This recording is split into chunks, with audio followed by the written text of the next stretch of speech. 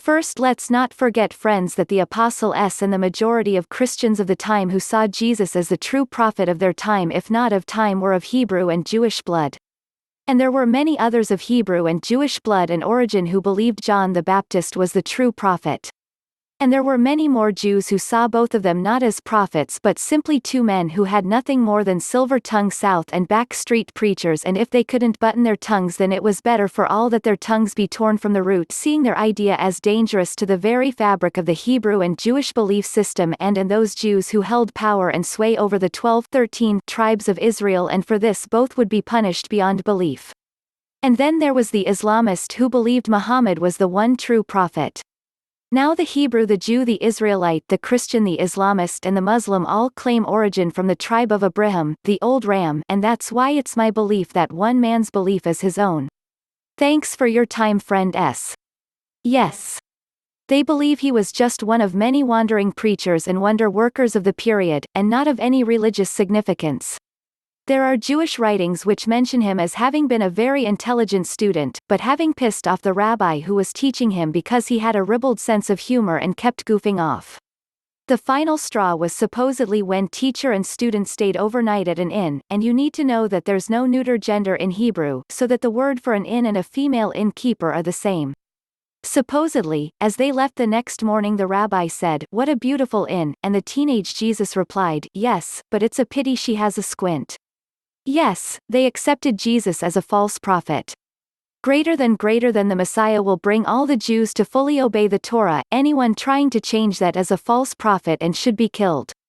Deuteronomy chapter 13 verses 1-4. If a prophet or a dreamer of dreams arises among you and gives you a sign or a wonder, 2, and the sign or the wonder comes true, concerning which he spoke to you, saying, "Let us go after other gods, whom you have not known, and let us serve them," 3, you shall not listen to the words of that prophet or that dreamer of dreams. For the Lord is testing you to find out if you love the Lord your God with all your heart and with all your soul. For you shall follow the Lord your God and fear him. And you shall keep his commandments. Listen to his voice, serve him, and cling to him. Verse 9, you must certainly put them to death. Yes, it is 100% correct. Jesus is completely irrelevant to Judaism. He is not considered divine, the son of GD, he is not considered a prophet, he is not considered the Messiah, he is not considered a rabbi, he is not considered a teacher, he is not even considered to be a particularly pious Jew. He is completely irrelevant, ignored, not discussed, not studied.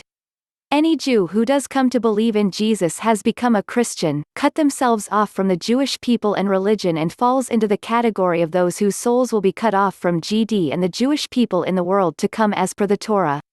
No, they don't. Thank God for that. If they had, he would have remained an obscure itinerant preacher in the Judean backwaters among an insignificant and ragtag group of people who always had an inflated and pompous opinion of themselves based on dressed-up biblical literature that records their unending journey from disaster to disaster. It was because these people rejected him that the world was suffused with Christian values that have made man more gentle, caring and compassionate. Depends what Jew you ask. The Jewish view on Jesus ranges from him being a false prophet and a liar, to his being a Jewish preacher who advocated unorthodox ideas, but still might be good for non-Jews to follow. There are about as many Jewish opinions on Jesus these days as there are Jewish opinions on any subject. The old joke is that if you ask 3 Jews about anything, they will give you 4 opinions. The only thing about Jesus that a Jew is not likely to believe is that he was the Messiah, and within Jewish orthodoxy you cannot believe Jesus was God. That constitutes idolatry. In Jewish orthodoxy, God is like nothing created. God has his own unique nature, not like a human or anything.